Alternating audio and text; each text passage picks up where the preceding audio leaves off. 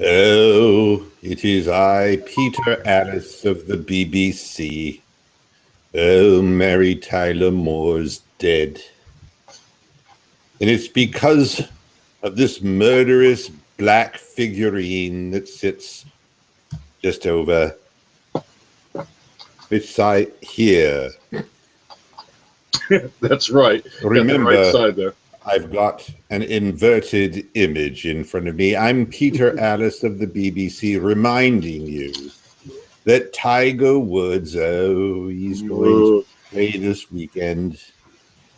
And we get to watch him at the Riviera to try to play golf one more time. But Mary Tyler Moore, she's left Lou Grant in a lurch this time. Who's going to run the office?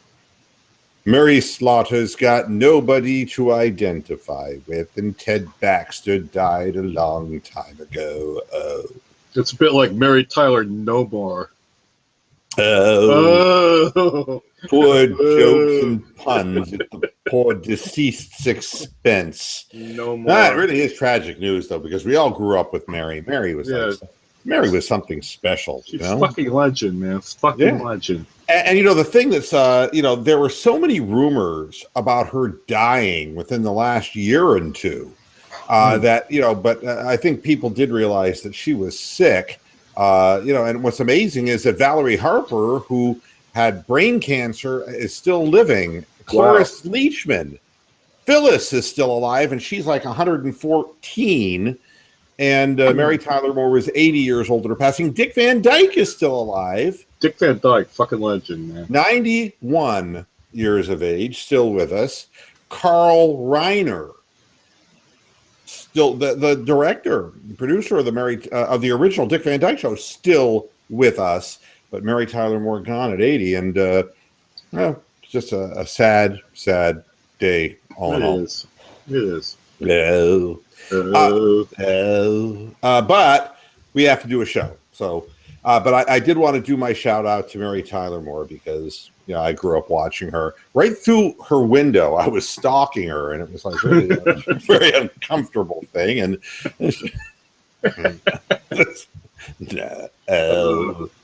okay, the first thing I wanted to talk about in today's program is who's to blame for the Cleveland. God, take human bites, Braun. For God's sakes, you're like watching Cosmo eat.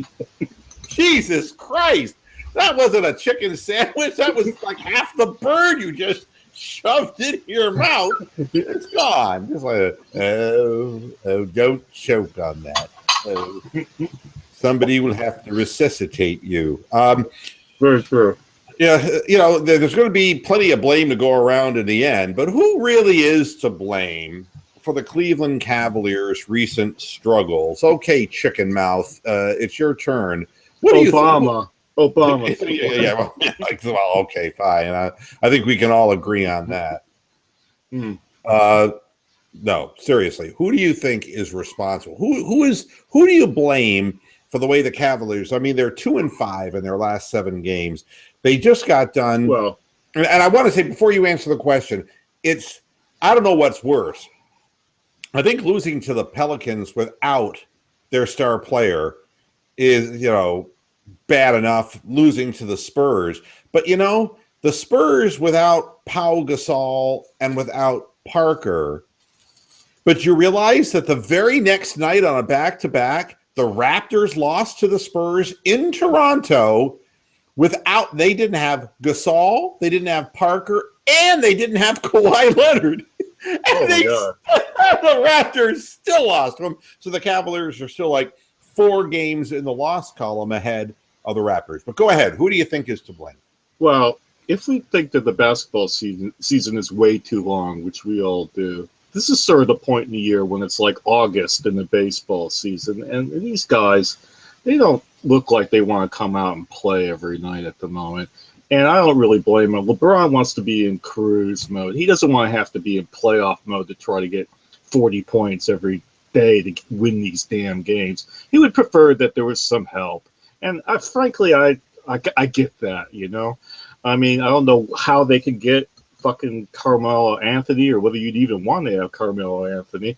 But yeah, so LeBron wants to take it easier, and the rest of the team is probably following that lead, and they want to still win, but they don't want to win by playing really hard.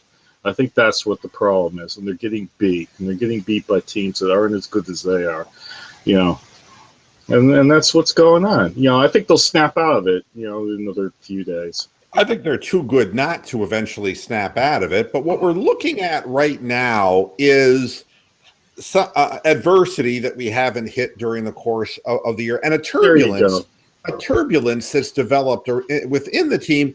As I'm watching these games, they're kind of yelling at each other on the court. There's kind of blown coverages where people shrug their shoulders and say, "What are you doing?" to the other guy.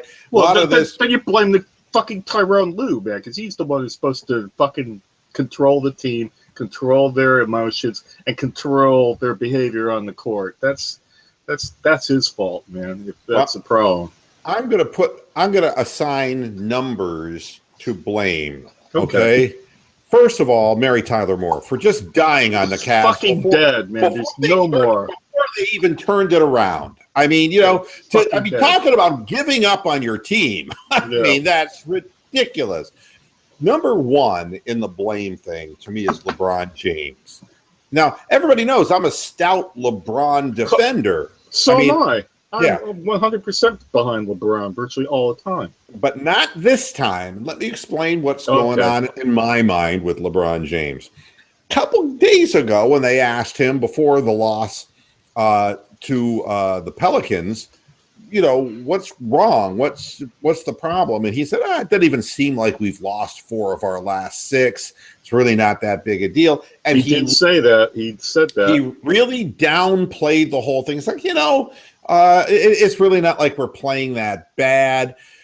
And, as much as we want to believe that Tyronn Lue is the guy who has the shortest distance between 2 points of communication between himself and the players, there is this demigod named LeBron James who carries more clout with his teammates than any head coach ever will. And any player ever has, too. Jordan didn't rule the Bulls like LeBron's ruling the Cavs. And there is something good to be said about it, and there's also something not so good to be said about it. And when he came out and really poo-pooed the whole notion of, there's really nothing wrong, and then they come out and they play just a shit fuck of a first half, giving up 70 goddamn points. 70 points, man. To a team without Anthony Davis on the floor. I mean, how in the hell do you do that? I mean, just out of sheer not giving a shit. And I don't know. The game wasn't on here, so I didn't see it. But it was pathetic. I mean, they were down 70-50 at the end of the first half. How you give up 70 points to a team that gave up 143 points to the Brooklyn Nets? How you managed to fuck this up, And I'm sitting there and going, this is awful. And then trying to play your way back into it at the end. It only showed me that, they were lackadaisical in the first half and didn't give a fuck and mailed it in. And then in the second half, when they tried to pick it up, they came 2 points short from being able, they outscored them by 18 points in the second half, which is what they should have done in the first half of the goddamn game if they'd played basketball. And as a result of this stupidity, LeBron and Kyrie were forced to play extended minutes, and decisions were made that were not in the best interest of the long-term structuring of the Cleveland Cavaliers. Now, here's the deal with LeBron. LeBron poo-poos the whole notion, and then as soon as they lose to the fucking Pelicans, then he goes fucking ballistic all over Twitter. And it's like, you little bitch, you can't do that. Yeah, only Donald Trump's allowed to do that. Nobody else is. No, I mean, it really irritates me, this prima donna shit. Everybody knows that LeBron is a prima donna. But when you're asked a question and you say, it's not that big a deal, you can't come back the next day and say, oh, it's a huge deal. I mean, you look fucking bipolar when you do something like that. Yeah, you look like a nut job. You might as well be president. Yeah, it's like, do you realize you even know what's going on? His teammates, meanwhile, Well, LeBron 2 days ago said nothing was wrong, so we come out and play a lackadaisical first half, and we got our ass blown out in New Orleans. And now all of a sudden, LeBron's trying to get the genie back into the bottle by, yelling fire at a crowded theater, and now all of a sudden, it's not only that there's something wrong, there's something wrong with the roster. Terribly wrong with I mean, now it's the roster. Griff hasn't done what he's supposed to do, that the players aren't doing what they're supposed to be doing, that they're top heavy, that the bench isn't good enough. We don't have a backup point guard, I'm so glad to be away from now Teron Lou realizes exactly the bullshit I had to put up with from this maniac guy. To me, the primary responsibility of a team leader is to hold himself and to hold his team accountable. And if you're not into that 100% of the time, you can't be sitting on the fence going back and forth, it's called leading by example. And so, the team followed his example, came out playing shit, and then, he picks it up, the team picks it up, and then they still lose. You know? And they all play 20 No minutes. surprise. And now Kevin Love's back's acting up, Kyrie's legs are acting up, and LeBron's sore. And another thing, LeBron acted like a little bitch on the court because he didn't I didn't see it. On a couple occasions, he didn't even come up the floor, literally, to play the offensive, not the defensive. He stayed on the defensive side of half court and didn't even come over. So we were 4-on-5 because he was showing everybody how tired he was because of how many minutes he was playing. Well, this is not the way. Passive aggressive bullshit does not get anything done. It's not cool in any workplace, let alone a basketball court. You can't do that. You can't do that in an office either. A defending championship team. And I'll tell you something else it does. It gives Phil Jackson, the fucking racist. Oh, I fucking hate him, man. I fucking hate Phil Jackson. It gives him the balls to try to offer Carmelo straight up for Kevin Love. Like, we want the 34-year-old guy. We want the 34-year-old guy who's a ball hog and shoots 42% from the field at the end of his career because he doesn't want to be there, and we want to get rid of a double-double machine for him. It's like, please, Phil, take your old white man shriveled dick posse and go to hell and fuck yourself, okay? Man. But this LeBron talking, openly tweeting about disagreements he's having with this and that. We need a player. It emboldens people to say, maybe LeBron is running the show in Cleveland, and maybe we can make some kind of a silly offer, and maybe they'll feel the pressure because LeBron may not re-sign in 2 years. On and on. Well, if that's the case, then that's Dan Gilbert's fault. He needs to step in and say, a quiet word with LeBron, saying, we understand your concerns, but don't go like tweeting out shit like this to everybody. That's what he needs to do. Well, so that's the first guy who's to blame. The second guy who's blamed is Tyronn Lue, because just a couple games ago when people said you're playing Kyrie and LeBron abnormal minutes, he goes, I know what I'm doing. And just yesterday, or maybe it was today even, he said, I've really played him too many minutes. I shouldn't have done that. It's like, well, you said you knew. Yeah, you just said you knew what you were doing 2 days ago. It's like, what are you doing? And, the problem that I have with Ty Lue at this point, and I've voiced this before, I'll voice it again. In the last loss, Liggins only played 8 minutes. So instead of giving the rookie point guard, Kay Felder, an opportunity to at least make Kyle Korver and Channing Frye, who only played 5 minutes in the game, make our good shooters viable on the court, he takes Liggins off the floor and piles the minutes onto Kyrie and LeBron. So, I mean, I don't understand. If you're going to lose, which is what you're going to do, why would you lose and cripple two of your big three, and I guess Kevin Love's three well, out of they're all three. three of them are crippled now. Yeah, so his back's hurting. So why in the world wouldn't you spare their bodies and play the rookie and give him a chance at least to mingle with the second unit to make Kyle Korver and Channing Frye and those other fellas, Shumpert, more open from shooting range so that we can put some points on the board? I know you're going to lose some defensive prowess, but with Liggins, there was no offensive prowess. Nobody had to guard him. He doesn't handle the ball well. He doesn't penetrate, and he doesn't pass well.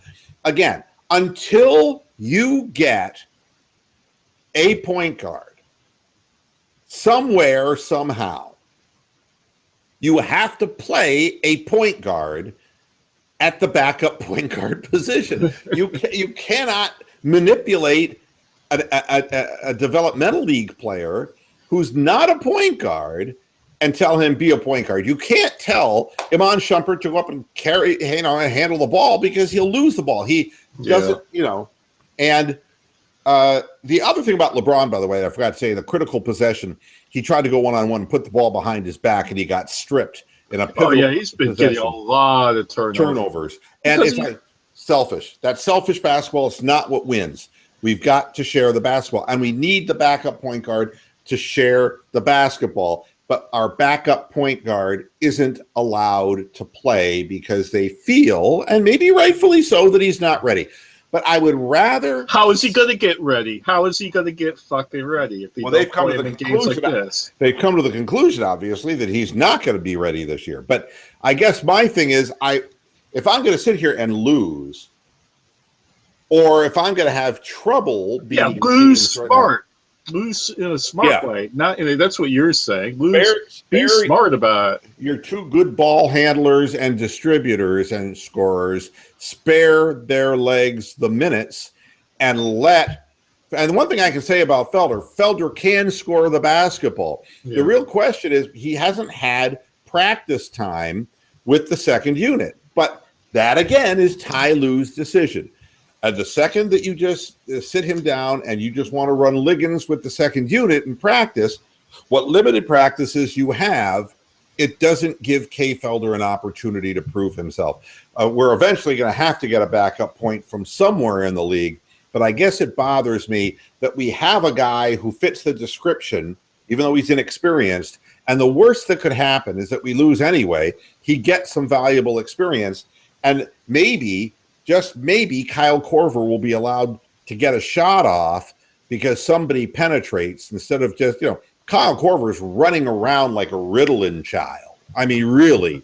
I mean, from side to side, it's just like watching somebody who's hyperactive, but they're running a man after him because nobody has to worry about Liggins when he was on the floor. And honestly, they'll give Shumpert the opportunity to drive with the basketball because he'll lose the handle half the time.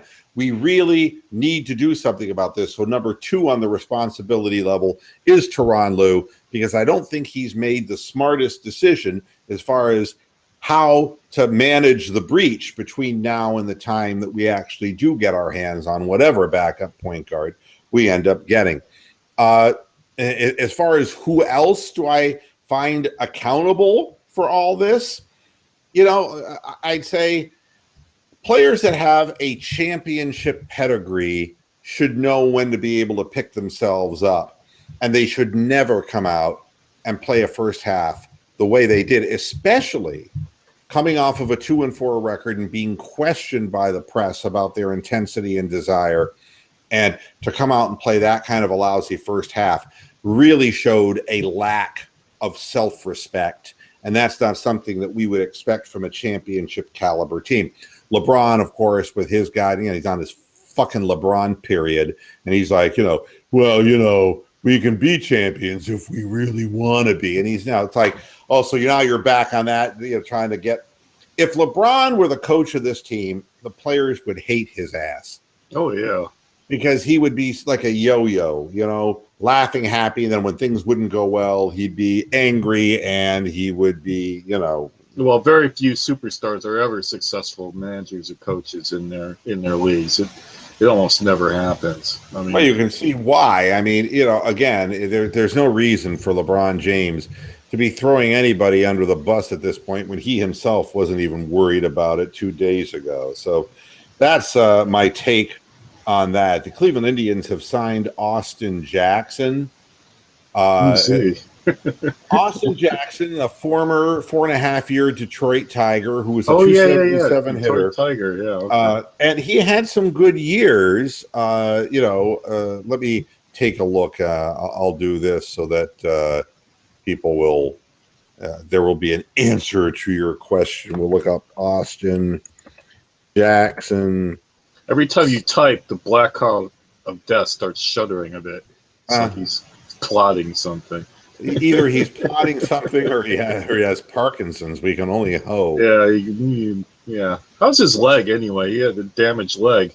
Unfortunately, it regenerated because he's indestructible. I mean, there's nothing you can do about it. Austin Jackson is 29 years old, so it's not like he's ancient. Here's his record dating back to 2010, his first year with Detroit. We'll go batting averages.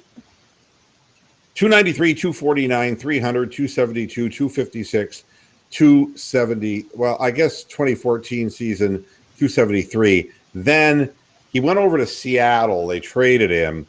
And in Seattle, a 229 average when he was in Seattle.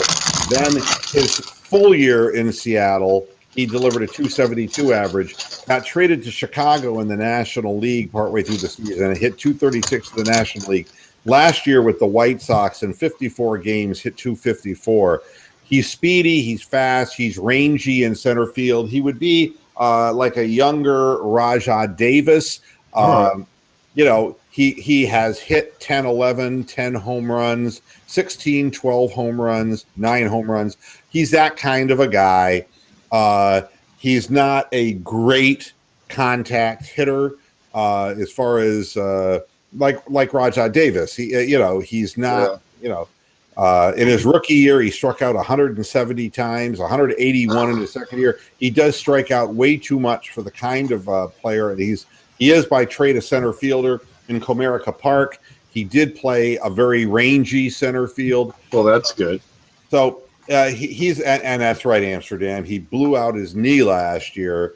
And so that was part of the reason why he's available at 29 years of age. But again, this is a minor league contract with an invite to spring training. I don't think the organization is completely sold on a platoon that would consist of Tyler Naquin and I'm trying to think who they said the other piece of the center field puzzle was. Oh, God. For some reason, I'm blanking on this. Maybe it's because I'm afraid of who it might be. Abraham Almonte, whether he can. Honest Abe. I love Honest Abe. Honest Abe is not a very good fielder, and honestly, he's juicing. So I really don't know what the story is with that. But Naquin, I'm really nervous about because they really figured out how to pitch him in the back third of the season. And he's got to come to spring training stronger, able to play a full season of baseball, and he has to figure out that borderline up and away fastball because if he doesn't. Well, his head's got to be fucked after that World Series, man. He needs like sports psychology for the next 5 months. Well, we'll find that out very quick because that's how they're going to be attacking him. Meanwhile, our two minor league guys, Bradley Zimmer and Greg Allen, they're both invited to spring training, but I think the acquisition of Austin Jackson is likely to keep Bradley Zimmer and Greg Allen in the minor leagues, which I think is the expectation anyway. I don't think that those guys are ready to play. As a matter of fact, I don't think either of them. Well, first of all, Greg Allen never played in AA, and Bradley Zimmer didn't look like he belonged in AAA. So you got to. Well, I mean, the way this organization fucked around with bringing Lindor up all those years, you know they're going to fuck around with bringing any of these guys up too. So, well, you can at least understand with Lindor, they knew they had something special and they wanted to control the 5 years on him. And again, this is exactly what they did. Yeah, and and we're all going to be happy they did that because Lindor has turned out to be a really fine player. But Austin Jackson. It's again, we are the Cleveland Indians. We're not, the big free agent spenders, but you get people who can be pieces to a puzzle. And if you're going for a platoon, the odd thing about Almonte is that Almonte, hit lefties better than he did righties. Oh, he's a pretty good player, man. I have a lot of time for old Abe. Yeah, I mean, he can hit line drives. He's a gap hitter, and he's like Naquin in that regard. Naquin wouldn't hit left-handers, but it's a problem with Naquin. He wasn't hitting right-handers who were throwing gas up and away. So we'll see what comes of this. But his inside the park home run was the signature moment of last year. Really, if I had to pick like one particular that goofy gesture that he made, it's unbelievable. It was, well, he had that stretch where he was, God, unbeatable, and then all of a sudden he got beat. He got kind of chisenhauled out. He chisenhauled out. That's it. Brent Musburger is retiring. He is, and we're looking live in my career. It looks like he's like 95, though, man. The dude looks older than that, man. 77 years old, and I thought he would be older than that because, geez, I remember him from the CBS Sports Spectacular when I was young. Oh, yeah. That guy was rock. Yeah, he was old, but no, 77. So, but he's calling his last game, I guess, on the 31st of the month, a college game, and then after that, he's going to bid us au revoir, Pee Wee. Oh, and here's a little mini rant, reminding me of stuff coming up. Will they ever fucking stop with the fucking Pro Bowl? Does anybody really want to see this shit? Just stop this game. Yeah, they advertised that all throughout the playoffs. Oh, go watch the Pro Bowl in Orlando. Fuck it. Well, I mean, you got Joe Thomas saying that he wanted, New England to win so that Roger Goodell would hand the trophy to Tom Brady. Roger Goodell came back, and said it would be an honor. No, he said it would be an honor to give the trophy to Tom Brady. And then afterwards, the mic caught him saying, but it would also be equally an honor for him to suffer brain damage because that's what I'm in this business for, money and brain damage. Roger Goodell. I mean, what they could do is like they could take the trophy and like get rid of all of the like silver out of it and all the nice alloys and then give it to him. Make it a shittier trophy. Well, in talking about the whole Tom Brady thing and the whole Deflategate thing, Bill Livingston of the Cleveland Plain Dealer wrote a really funny article about. Really? Wow, yeah. That's got to be a first. I'll have to go find it. No, it was a good article. He said that Tom can't be serious. Yeah, Tom Brady. He said Tom Brady wasn't the first one to, let the air out of the ball. That this is something that's been going on, doctoring up sports balls for a long time. And he tells some stories. One, he said that former Cavalier Shaquille O'Neal admitted he liked an illegally deflated ball so he could control it better with one hand. But some of the things you've seen, the Joe Necro thing, where he flipped his pockets and the emery board came flying out of the back of his pocket. That was a great moment of doctoring up a ball. This is Mike Scott in 1986. He had that one incredible year, and they found out that he was literally sandblasting the baseballs or something, and he got caught. But the story is great. It said that the New York Mets manager, Davey Johnson, you remember the former second baseman for the Orioles, for our younger listeners so that they understand who Davey Johnson was, displayed a series of foul balls that New York employees obtained after a single game facing the Astros' Mike Scott in 1986. Each one was roughly abraded between the seams. Okay, meanwhile, New York Times sports columnist Dave Anderson said to Davey Johnson in his office, "You should get him to autograph them." Davey Johnson response, "He already has." The signature was the abrasion. The story of Gaylord Perry at Texas Rangers Park. A foul ball off Perry slammed against the protective glass in the press box, leaving a stain. Yeah, exactly. That's hilarious as hell. Nothing is better than this, though. Nothing is better than this. This is my favorite one. And I'd never heard the story. In 1987, Indians farmhand Dave Bresnahan, a backup catcher and great-nephew of a Hall of Famer Roger Bresnahan, peeled a potato, sculpted it to look like a baseball, and painted seams on it, and then hit the real ball in his glove while flinging the spud ball into left field in a deliberately wild pickoff attempt of a runner on third. He throws a fucking painted potato into left field. The runner, thinking it's the ball, runs home. The Indians tagged him out at the plate. Oh, really?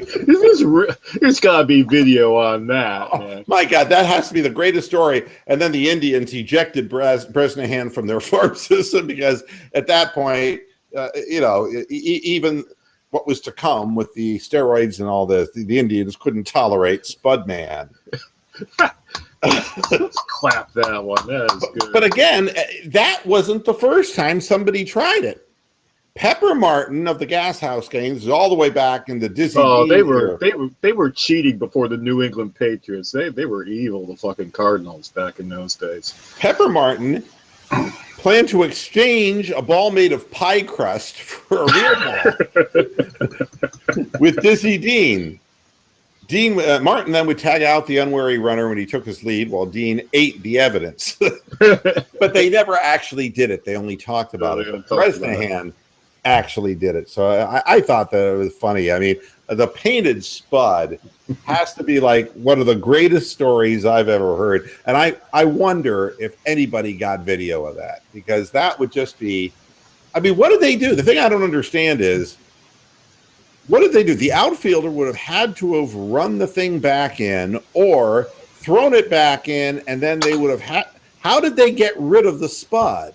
I can't figure out. If the ball was still in the catcher's mitt, the catcher may have gone out to the pitcher's mound and handed him the ball, and maybe the infielder came up and acted like he handed him the ball and put it in his pocket. I have no idea how they could have done it, but great stuff. Wow. Here's a story that everybody knows, the story of Herb Score. Yeah. Former Phillies prospect Matt Imhoff retires after losing right eye. Oh. Now, here's the thing about this story that I don't understand. Why so rash?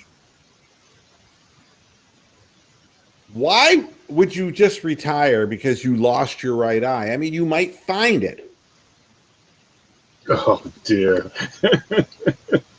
I mean, this overly emotional, I quit because I lost my right eye. It's like, take your time. You might, you're not going to believe what happened to this guy. He's only 23. You're going to tell us, though. You're going to tell us what happened. Uh-huh. Yeah. And I'm not going to believe it. Okay. He began the 2016 season with Clearwater Threshers in the Class A Florida League. He was taking part in a routine stretching regimen at Brevard County Stadium in late June when a piece of metal broke loose from the wall and struck him in the face, fracturing his nose, breaking two orbital bones, and severely injuring his eye. That's terrible. After consulting with doctors in Miami and learning the eye was damaged beyond repair, Imhoff decided to have it surgically removed and replaced with a prosthetic eye. Here's what he had to say. I still love the game of baseball, and I'm proud of everything I accomplished in the game. It's opened doors for me I never thought I'd walk through. It's allowed me to represent my country on the biggest stage. It's given me a platform to affect positive change in the lives of those less fortunate than myself. I'm blessed that I was able to play this game for 18 years. Will never forget the lessons that it taught me along the way. I never doubted my ability to be successful in life, and I don't plan on starting now. After all, it could be worse. I could be Mary Tyler Moore, quote, unquote. Yeah, who is no more. Wow. That's horrible, man. That is. Ugh. You know, they always say, yeah, and I'm going to personalize this because you get older and there are no guarantees. And I don't mean about life and death, but your physical capacity to do certain things diminishes as you get older. Yeah, Belichick was right, man. Diminished skills. Well, all you have to do is start getting where I am and hitting the magic 6-0, and you start feeling things that you didn't even know you had. And that's what Donald Trump's doing. Today, for the first time in 10 months, I played a doubles match. Oh. And I got back out on the tennis court, and doctors told me that it wasn't going to happen again. And they might have well been right. The fact of the matter is that you never take for granted those things that you love to do. Do them, enjoy them while you can, but quite honestly, nothing goes on forever.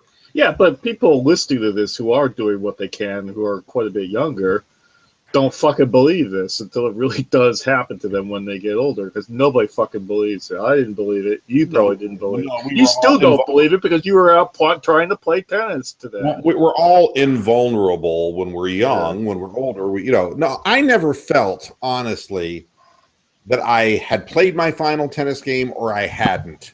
I was undecided, all right? But they wanted to operate on my back. They wanted to do back surgery. No, don't do that. No, they told me about sciatica. There was no turning back because I had, stenosis and I got bulging discs, and give up the game. And so for 10 months, and for the first 7 months, I got worse because I was following their physical therapy regimen.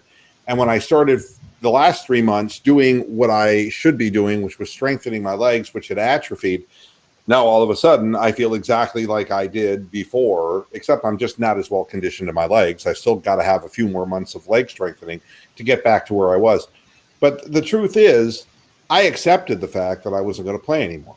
And Imhoff is doing the right thing, which, I mean, you got to figure out what you're going to do. What I did is I went out and got my trike, my recumbent trike, motorized so I can ride it in the mountains.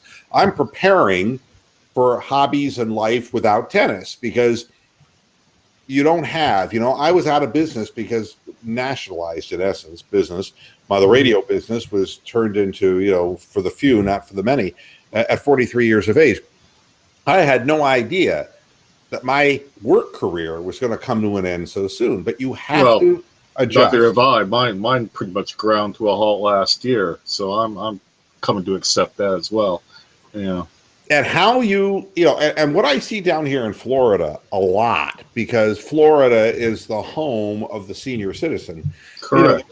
Retirees come to Florida, and you'd be amazed at how many retirees are just not ready to give up the ghost. And it's sad because two things happen. Either I see them like, well, then they shouldn't move to Florida. They should stay where they are and just get on with it.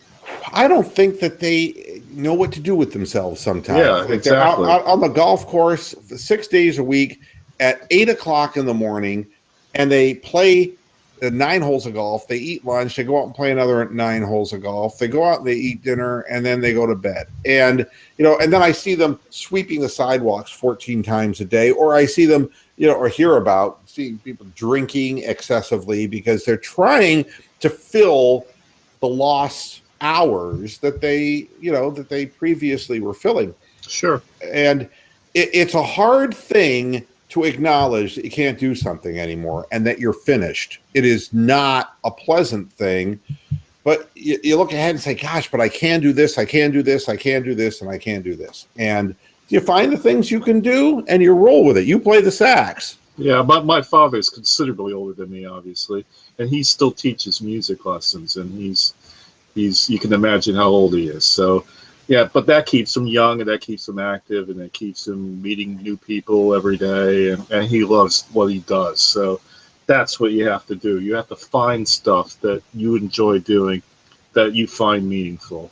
And that's what Moohead Radio is. I mean, it's like a link to what I used to do when I was younger. and it's fun and it's harmless enough. And so when it comes to physical exercise, walking and biking, well, replaces tennis by I'm golfing more now. So you start figuring out ways to compensate. And I wish Imhoff the best, because he's only 23 and that's terrible, man. Got his whole life in front of him, and it's he can now move forward, because if you're 23 and you're only in single A ball, I'm not saying that the guy would never have made it, but so what happens if how many years do you give that career an opportunity before you shelve it?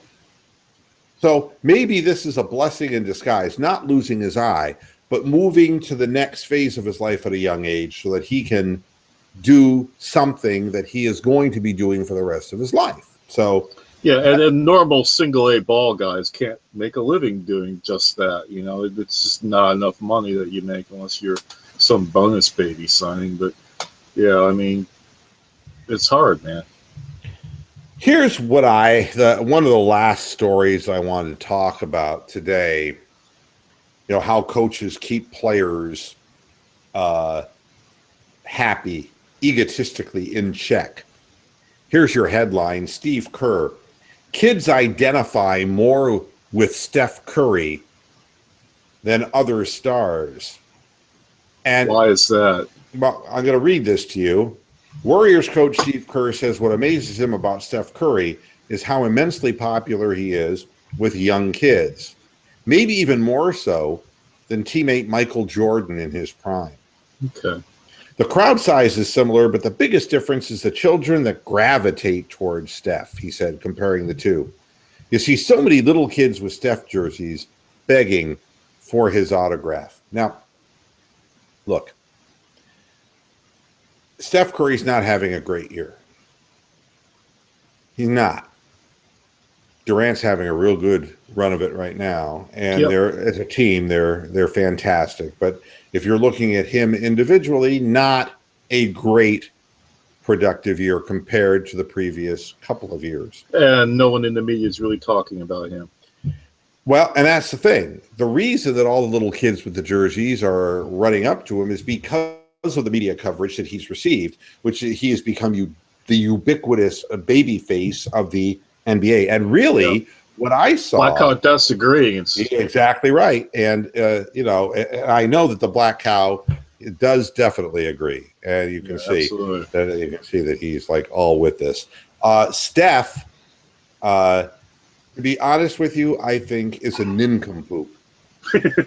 No, I'm serious. I mean, anybody who in Game 7 at a critical moment can haphazardly throw a ball behind his back out of bounds and have such little regard because he's so fucking cool, or to hit one 3-point shot against the Cavaliers and to sit there and start doing his little bobblehead thing, aren't I cool, and raising his hands up in the air, and then watching Kyrie shoot it over his teammate at the end and losing the game.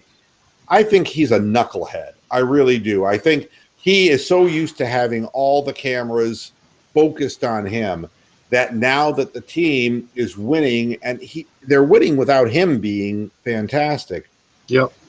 He might feel less important, and this is Steve Kerr's way of pumping him up. And, to be very honest with you, what's popular with kids is what's thrust in little children's faces. If you can tell me that at any time Justin Bieber was deserving of any attention whatsoever, look, I can name all of them. From Leif Garrett. Leif Garrett to Cassidy beforehand, David Cassidy to all the Tiger Beat Monkeys, Bobby Sherman, or if New Kids on the Block, Bay City Rollers, the Spice Girls. I mean, I can go on in my career and tell you every phantom act, that never had any real ability that anybody could discern except the hype machine for the young kids. The hype machine is so it was money because the kids would make their moms bring them to the New Kids on the Block concert. And that's what this reeks of to me. It's like, big deal. So a bunch of little kids who are prepubescent have a bunch of Steph Curry jerseys. They're the easiest minds to manipulate. Yeah, and Tony the Calf's got a poster. So, yeah, you got like the 5 to 11-year-olds liking Steph Curry, and then the people that have a poster of him like Tony the Calf. The easiest thing to conquer is the mind of a young child. That is not the basis by which Steve Kerr should be comparing his player to Michael Jordan. It's like, please. Yeah, but he has done that. Why is he's done that to bump him up, you think? Huh?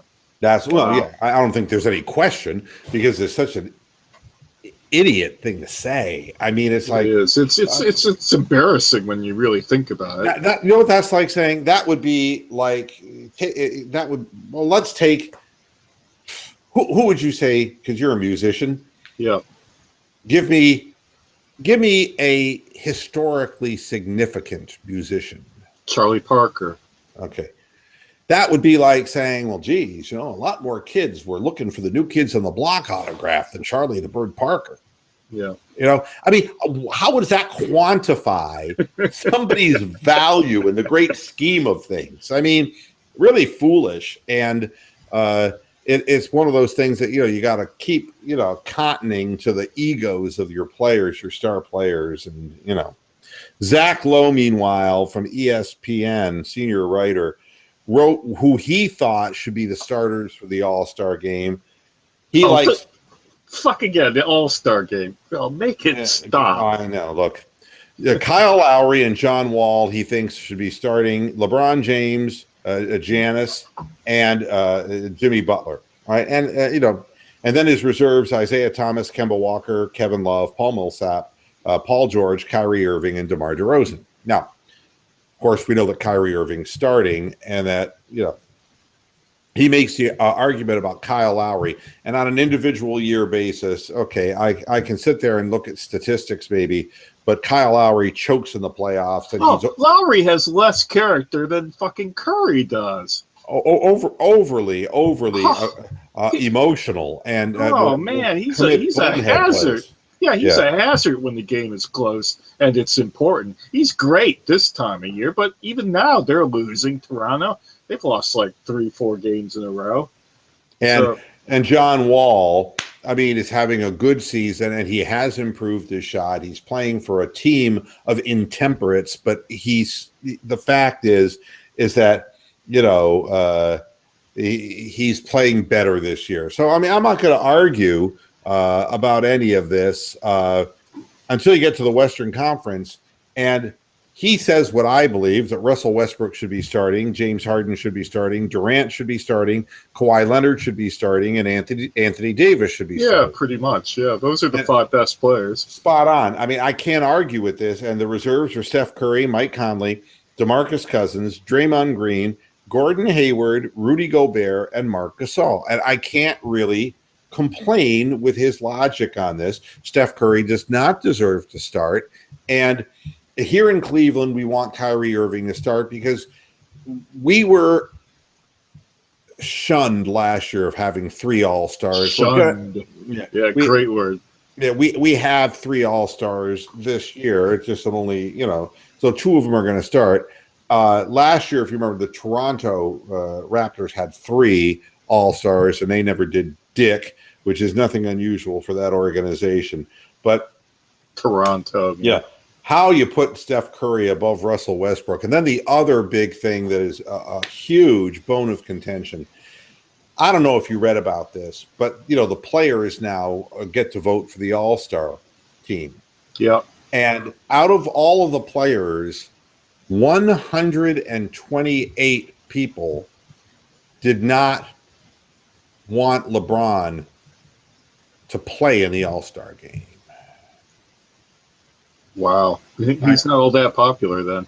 Now, here's the thing that's interesting, though, is that it was a spearheaded attempt not to blackball LeBron James, But there were individual players who were role players on teams that had votes as all-stars.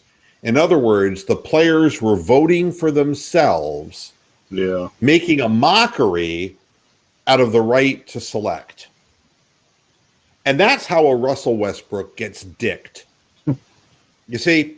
And if the players don't take it any more seriously than that, stop the game. Yeah. Forget it. I mean, oof. The Pro Bowl and the NBA All-Star game should just go back to some rocket crawled out under.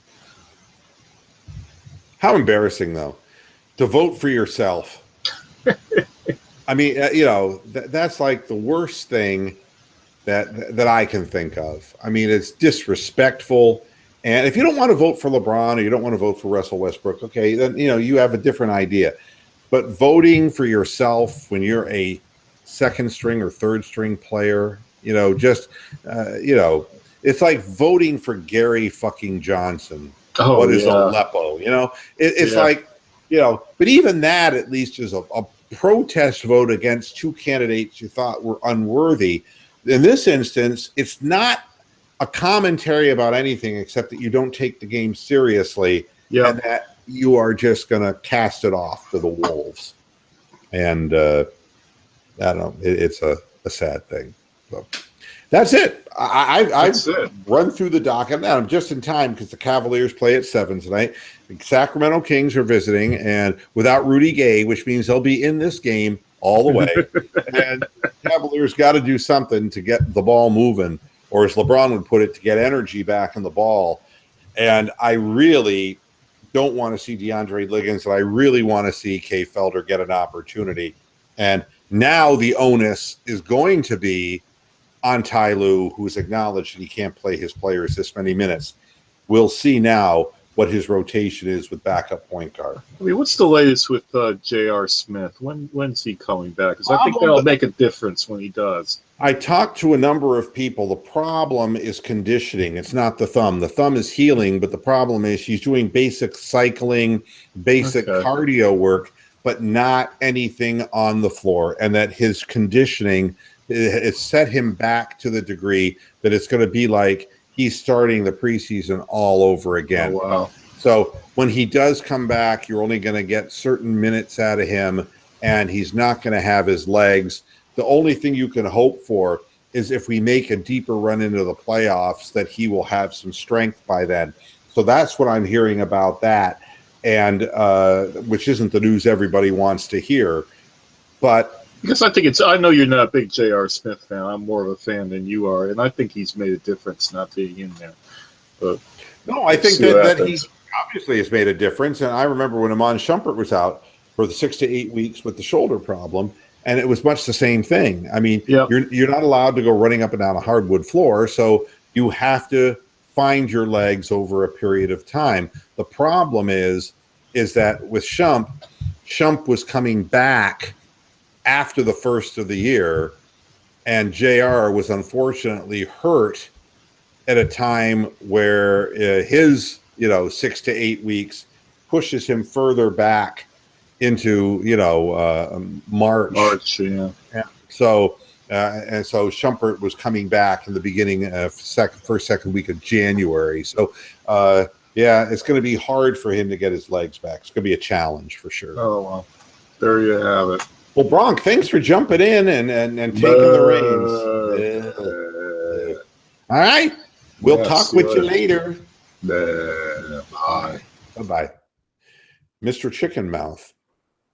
God, you should have seen him devouring that chicken sandwich. It was disturbing. Thanks for tuning into this edition of Moohead Radio, RIP. Mary Tyler Moore, dead at 80. This is a person we will not forget soon. Until, I guess it's going to be Friday, hasta la vista, Pastor Heads. Good night.